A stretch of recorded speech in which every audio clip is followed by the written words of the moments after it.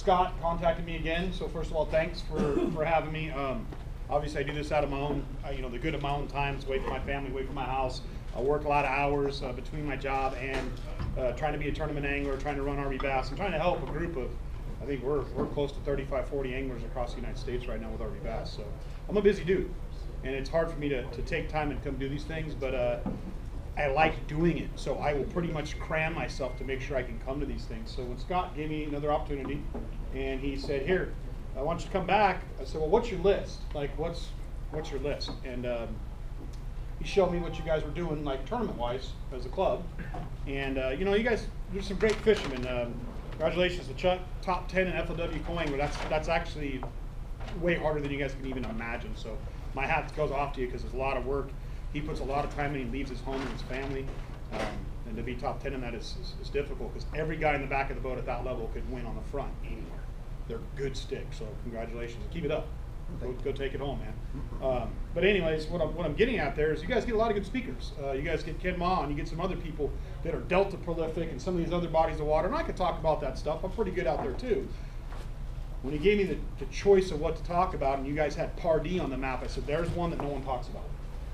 So I'll give you guys a little background about Pardee. So years ago, I had a daughter, and she got to be a couple years old. Once she got to be a few years old, I want to take her camping. Memorial Day comes, and Comanche's crazy, the Delta's nuts, half the lake's got jet skiers and boats and everything on the planet going on, and the crowd is a little different at those places on a holiday weekend, right?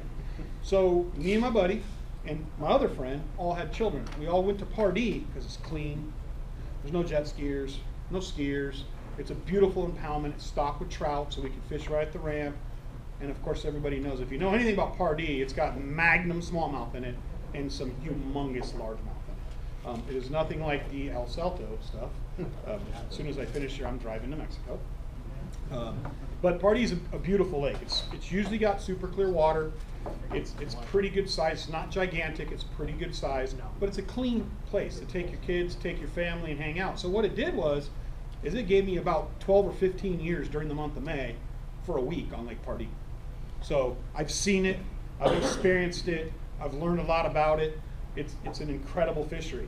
It's a little tougher to fish than a lot of places you might go. Haven't been up there lately. A lot of Mays I spent on that lake. So when I got the chance to talk, and it was something I felt like I could bring to you guys and really dig into a lake that's got some tremendous fish in it and give you guys a bunch of stories about that. So first things first, let's talk about some spring bass fishing. Scott, how much time do I have today? You have about 45 minutes. Okay, we're going to get a lot in. You guys follow with me because I'm going to throw a lot at you today, okay? Number one I'd like to see too is who's been here and seen me speak before? Like how many guys have followed and seen me speak?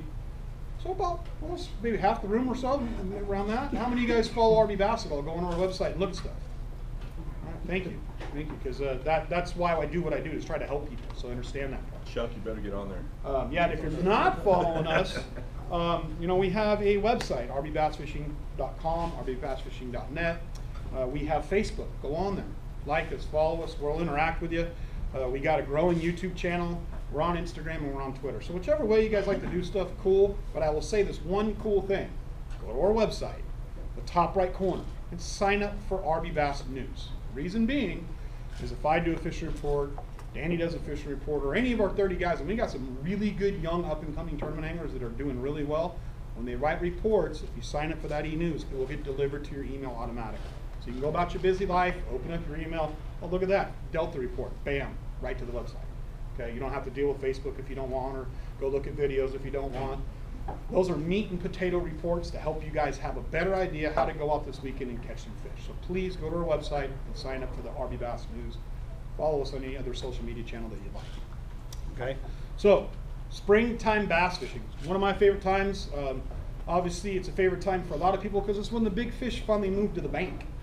Most of those fish live offshore. They live deep.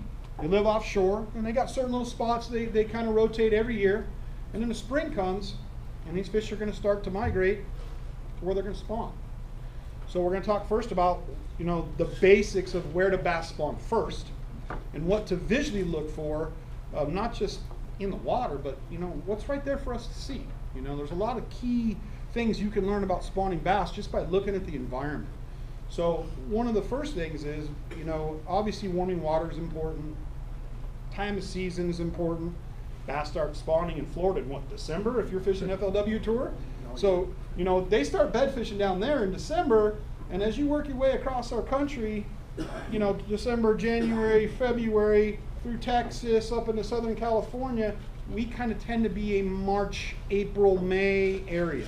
Just tends to be when the bass spawn here, regardless of the weather history. They're gonna do their thing regardless of what the weather's doing and how we feel. So, with that being said, where do bass go? So I like to use Clear Lake because it's an area, it's a lake that you can really relate to. How many people fish Clear Lake? Okay, this is a great way to explain spawning bass because the way the lake lays out, okay?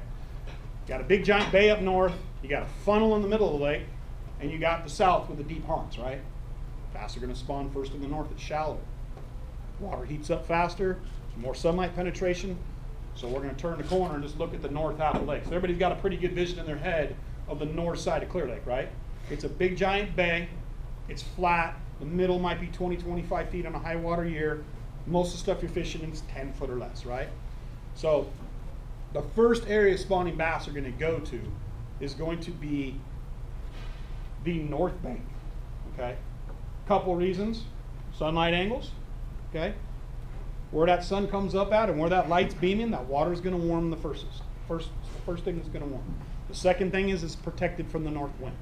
Okay, so those are two key elements no matter what for the first area on any body of water where bass are gonna spawn. Amador, it's a little tiny pond. Same philosophy. North side is gonna be the first side to spawn. All those little pockets, mountain springs, all those little areas, first areas to spawn. Lake Pardee, your marina is the first place those fish spawn. Right where you launch your boat, that's the first place to spawn.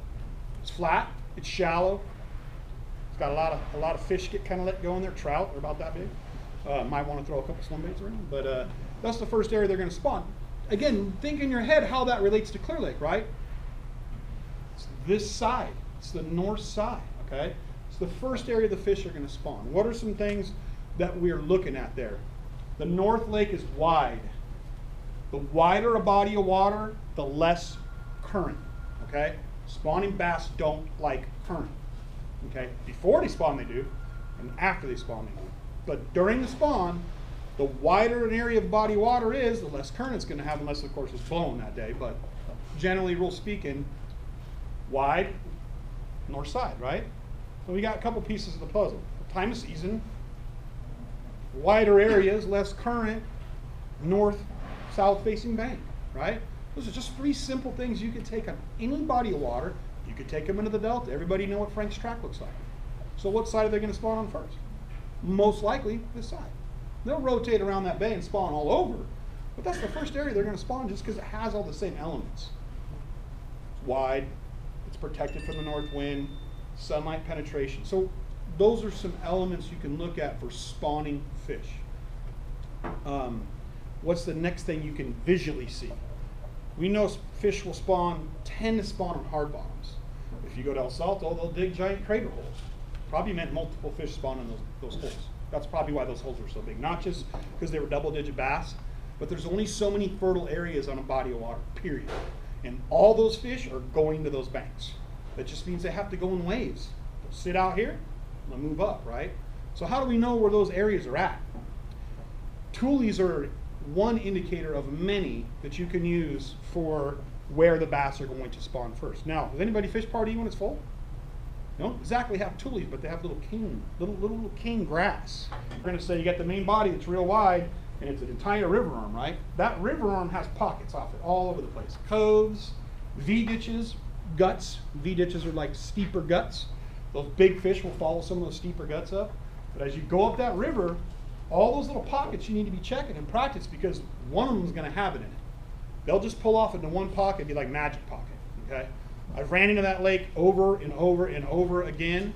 As you go up that canyon, it kind of does this kind of stuff, right? You guys have been fishing up there. It's like a river. I mean, it's a river arm. That's what it is. It's going up to that river. That river is blowing water right now, you guys, like crazy. So fish that were at the top of that system right now, It just got cold. That cold thermocline will push those fish back. They will basically swim right up to where that thermocline meets, where you guys will see dirty water, logs, log jams, and then clear water right next to it, okay? Something you look for in every body of water in the spring in California, because they all set up the same way. It just starts in the south. Those lakes start first, and it moves its way up north. So the river arm is canyon walls. And it's another thing you got to check, because late spawning fish in Pardee will just choose a 45-degree wall randomly on that lake. And I've pulled up with a drop shot with a 4-inch worm. I got my kids in the boat, right? Morning dawn, 4-inch drop shot. 30-pound bags for a month straight. Clone, 6-pounders. I'm not catching the 9s and the 10s. Those fish I found back on the main body earlier, pitching a Cinco, throwing a Huddleston, throwing the bigger S-waver. Right now you guys are going to get some bites on the big trout S-waver. You see followers, you can get them to eat it. Especially if in the afternoon, if it warms up a little bit and you get a little breeze going or a little cloud cover. Those fish on that lake love kokanee and trout. So you'll get some S-waver bites. And I've caught a lot of those up the canyon. I would actually say this time of year up there, the two things I've caught the most fish on in the canyon part is a drop shot and a swim bait. Just that simple. And we're not up there tournament fishing, guys. We're just up there fun fishing and just running into them and then going, hey, I'm going to stay on this bite for as long as it lasts. So all I would do is, when I started finding what part of that river those later fish were in, is I would just follow them for the next 30 days, right? They're going to start off at the top where that cold water's at, somewhere coming back, they're going to find that sweet spot in your water temperature, and they're going to be in pre-spawn still. And I'm going to catch those fish. And as the lake warms up and the cold water starts coming down even more, the lake will back push upward with warm water, okay? And that thermocline will get even harder, and that's when you start to see like canopies. Don't be afraid to punch those if you have a heavy weight. There's fish under every one of them, sometimes smallmouth too. Big ones, like 4 or 5 pound smallmouth, they're under those canopies, and they think they're largemouth. When you get to be that big in your smallmouth, I guess you just think you're a largemouth. So follow that thermocline up. Simple. I mean, morning dawn and margarita mutilator, you don't need any other colors. I use light line, the water's clear, I'm fishing with 6 to 8 pound test. That's it. No heavier on that. Swim baits, I'm throwing on 15 to 20, depending on the bait. Like I said, Huddleston, top hook talon, all trout colored baits, kokanee colored baits, the bigger S-waver trout colored bait, and even just the kind of a chrome colored one. Those all work great, okay?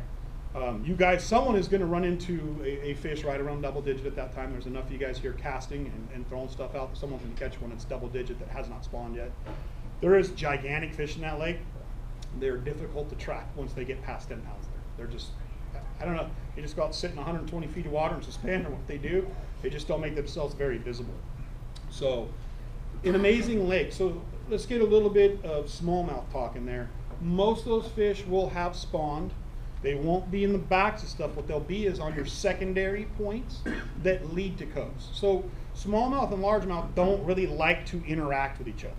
You notice that on Berryessa, you guys have fished Berryessa, you'll get 5 smallmouth on beds, and then there'll be a largemouth. Smallmouth spawn on what? The hardest bottom. All rock, little pebble, tiny little pebble stuff is really, really good. They'll spawn on that. A largemouth will be next to them where there's a soft spot with the hard bottom. They do not want to be together, okay? It's the same thing on Pardee. We'll find those smallmouth this time of year somewhere in that 25 to 35 foot zone. Most of the ones we've caught have been on a drop shot because they've mostly spawned already and they've moved out deep, okay? So you can go around the main body and chase those smallmouth. If you find a herd of them, you catch them. So colors of Cincos on that lake, 3 colors. That's all I use. I don't use anything. There's 3 colors. Okay, green, straight green pumpkin. No colors, flakes. Straight green pumpkin is one. 330, which is a green pumpkin, purple green flake. So you're going to start to see where this is going in a second. And the last one is probably one of the most important ones when those fish get finicky. It's a 4-inch Cinco. Little one. It's pumpkin, not green pumpkin. Pumpkin green flake. I've probably used 500 of those on that lake. Might give you an idea. They like the thing, okay? And again, I'm taking friends, I'm taking kids, so I was throwing baits to catch fish, and we just kept unlocking the puzzle of that place. So Do you drop shot them? Do you? No, I'm just, Texas rig 'em, so wacky again, rig on 'em? that, it's gonna be a spin rod, 8-pound test, wacky rigged, no nail, no weight, because you're fishing for spawn to post-spawn fish. Slow way down. One of the biggest mistakes people make in the spring, we're chasing those reaction fish that are there first, and then when they get straight to where they're on the beds and they're spawning, I don't care about your moving baits. You gotta leave it in there, okay? Count pebbles. If you're around where you think there's beds or you see a bed and she's leery, talk about some bed fishing. So, because you can bring me to that with how you rig that Cinco. So that was wacky rigged, little 4-inch, 8-pound test, spin rod, call it what you want. That's how I catch it. And I've caught a lot of them. What size hook do you use? What's that? What kind of hook do you use? Well, most of the time I'm fishing for largemouth, and the fish in Pardee tend to run at that time. There's a lot of 4-pounders out there. Some 5s, and you'll run into 9s. That's just the classification of fish that live there. So most of the time I'm using like I believe it's a 4-aught. 4-aught. And I like red hooks quite a bit. So use a big hook. Yes. Because Really everything I'm catching is over 4 pounds. Yeah, that's a big hook. Even a little bait. So very rarely do you catch any little tiny fish. You catch little tiny ones, they're eating the babies. Just leave them, go to another area. So let's talk about the bed part of it, because there is going to be some bed fish out there. Someone might sight fish some fish, right? It's just that time of year. Someone's going to find some. There won't be a ton. There's going to be some. So, like I said, some of the mistakes I see with bed fish, I'm even hearing about from my guys on the Delta right now. They're super good fishermen, but they just haven't slowed themselves down yet. Well, I've been throwing crankbait, I'm throwing a chatterbait, and I'm catching some one day and not the next, and I can't catch them on the next. Well, that's because the next day they pulled up the spawn, and they're not chasing your baits down, okay? You've got to leave it in there, and you really got to leave it in there. So I tell people around the spawn, whether you can see fish or not, again, I gave you a great thing to envision. Wait up to Pardee, plan on being, you're going to get at the gate, you can't get any earlier than the gate opens. So you guys need to check on that, find out what the gate time is, announce it to the club. But when you go there, plan on having your boat be clean. Make sure your live well is dry, okay? I personally have gone there, taken paper towels, stuck them in the live well, dried them out. Make sure you pull your drain plug out. If you pull up and it's in, then just turn you around and send you home. So drain plug has to be out. It needs to be dry. Live wells need to be dry. Your cooler chest needs to be dry. They want nothing that drains into the boat that can go out your bilge to protect from the quagga mussel. So if you're bringing cooler chest stuff, recommendation Pardee, put it in your truck. As soon as your inspection's done, dump it in your boat, because then you're good. Okay? You got a question? No, I wanted to say that if I come up from another state, although I was born and raised in this state, the one thing they don't allow up there is an out-of-state boat, because I have one and I can't. I would read before I go. That's my recommendation. I would read before I go. Go to Pardee. Exactly. And either way, everybody in here right now, the way the rules are changing and things are going, before you go somewhere like Pardee, read the rules yourself. So you don't get there and act all upset and go home and ruin your day. Just go read the rules before you go there. There's a big sign as you go in, no out-of-state boat. There you go. Good point. I'm not a quagga expert, but I keep my boat clean so that I don't have to think about it. So, question? They even check my lower unit. They put it down, water That's goes correct. down. You cannot have no water leaking Nothing. from your boat. Yeah. None. Oh, 6:30 they open up. 6:30. So there you go. So opening time Pardee, 6:30. Okay. I'll make a phone call and see if I can get her to open up early. I don't know. She was very nice when I talked to her on the phone. I just don't have the paper with me. They like when you bring in business, so they Yeah. may do something with you. I can't So answer for that. if that's the case, then we'll shoot out an email to everybody and let everybody know what the deal is. So I kind of try to cover a lot in a small window, you guys, but it was the basics of where fish are going to spawn, how lakes lay out, and kind of what to look for in the spring. They will open up early. What do you think of jig now? It can be a good jig lake. You know, it's a structure lake. It's got crawdads in it, so a tube can be good there. And I've had more than a 10-year experience on there, taking our kids there every year for more than a week, exactly at that time of year. So I fish a certain way because I'm looking for spawn fish. If you're looking for pre-spawn fish, any point you see, drag a jig. That lake, the hula grub, will probably outshine your bulkier jigs because the water's so clear. That's why small drop shots do well there. Because sometimes you're looking down there, you see the bottom like 15 feet deep. and there is nothing on it. Because as soon as you can see the bottom, those fish aren't in it. They're right outside that in that darker water. But jigs can be good. Hula grub, DT, green pumpkin, DT5s. Got a lot of fish on that. Not what I target that time of year, but it definitely can be a viable tool on any body of water this time of year. Especially with these weather changes, right? Fishing real slow, counting pebbles. Maybe not chasing the bed fish, but you're definitely fishing slow for those fish that are being finicky and not eating. So. You talked a lot about spawning fish in beds and stuff. Mhm. If that time of year most of the fish are actually post-spawn, what would you consider the value of fishing post-spawn fish? That's where that little weightless 4-inch Senko's coming in on that lake. Frogs, wake baits, S-wavers. If it's raining, how do they deal with the water in your village? You know, depending on whether it's a cold front or a warm front. You get on these bodies of water when it's a cold front, it's just going to be difficult. And again, that's where that drop shot just tends to excel, and you just got to slow down. You know? Give the boat a kick. Oh, you know, I would call Pardee and ask.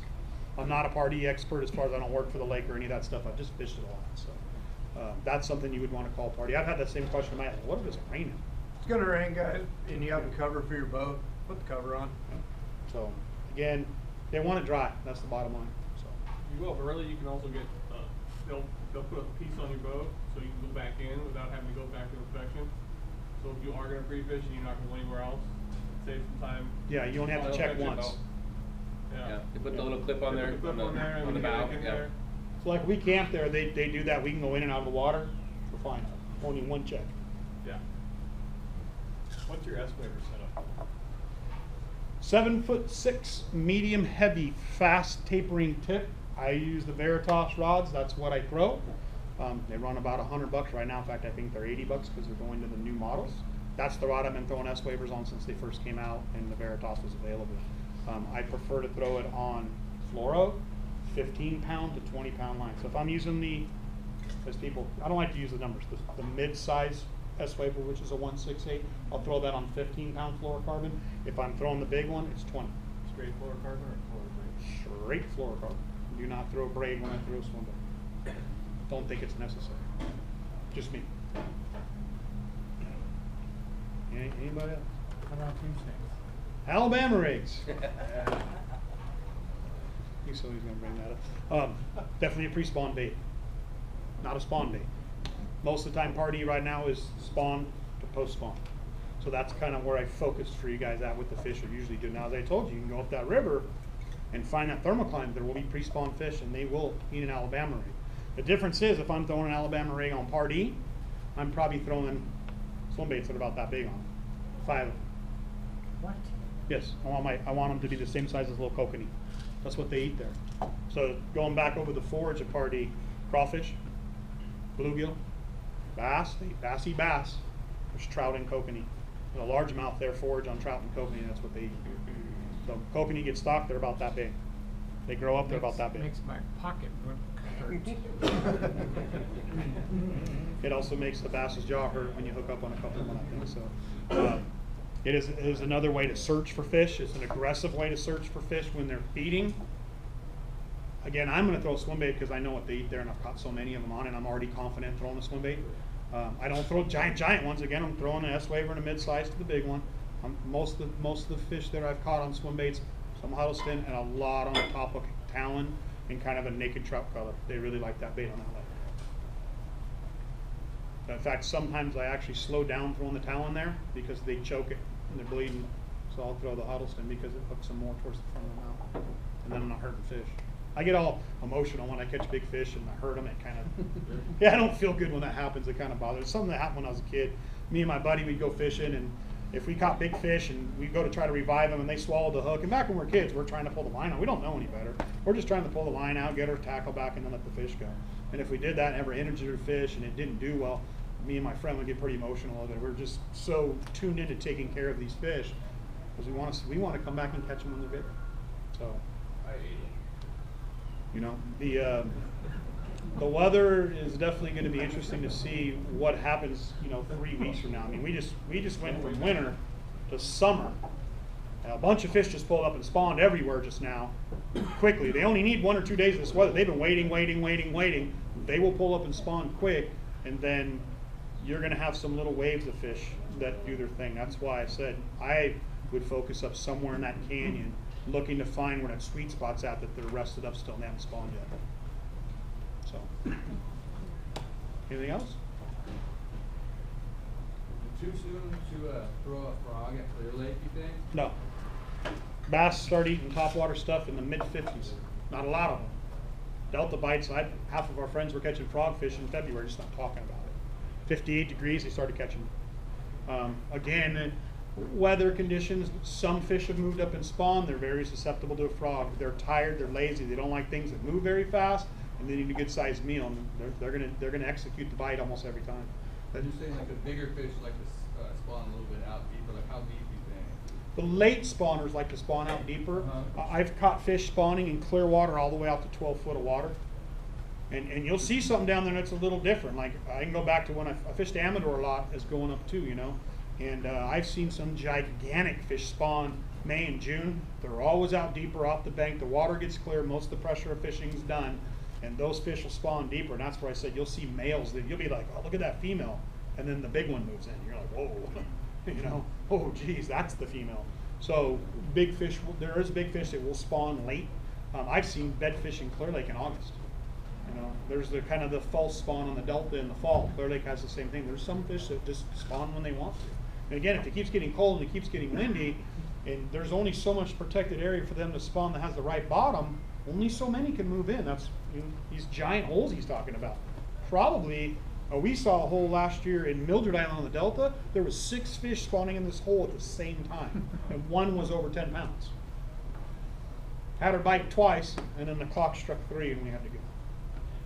But there's 6 fish spawning in a hole. Now, it wasn't a hole this big. It was like almost like an oval. They were just laying up in there, going back and forth crazy. So, you know. And those fish were spawning in like 8 foot of water. It was later in the spawn. They weren't up there where the low tide meets, you know, where their backs are hanging out of the water, which is most of them right now are spawning where the low tide's at super skinny water. So the Delta fish, a lot of people, I'm not seeing any beds out there. It's because you're not looking in 12 inches of water. That's where they're at. They're not out here where, you know, where you can see them. Some later ones will be. Like Franks, they spawn out in the middle. Telephone cut, they spawn way out in the middle. They're not on the banks.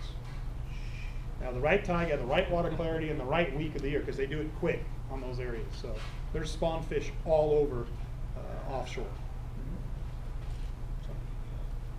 So. Any other questions, guys?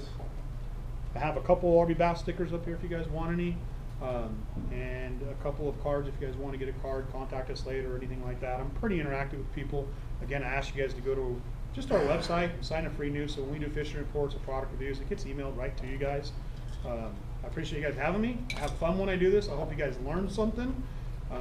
You know, a little bit about spring fishing and a little bit about Pardee. So I would think the water temps are going to be kind of cool because the water, there's twice as much, there's 187% snow capacity right now. The north of Folsom, it's like just Blown. not even 52 yet. Yeah. Yeah, and that's, It was 74 today. yeah, North Lake, Crazy. up in the north. Here or there. Yeah. Up everywhere. Yeah, Berryessa warms up fast because it has a lot of color in the water and it warms up fast. But you could have gone just a couple weeks ago. The Narrows were 57 and the Vineyards were 67 the same day. Heated up quick. You know, It's like 90 something today. bottom's got something to do with that, depth, and then sunlight angle, right? So where is it warm first on Berryessa? Up there on the Vineyards. It's the widest no current, sun angle. Afternoon gets over there, it faces back to the Vineyards. Clear Lake, Nice is the other one. Afternoon, sun hits Nice. But I'm not going to tell you guys too much. So thanks for having me. Again, I got a couple stickers here if you guys want some, and a couple of cards. My donation is coming. So, you know. Thanks, Ron.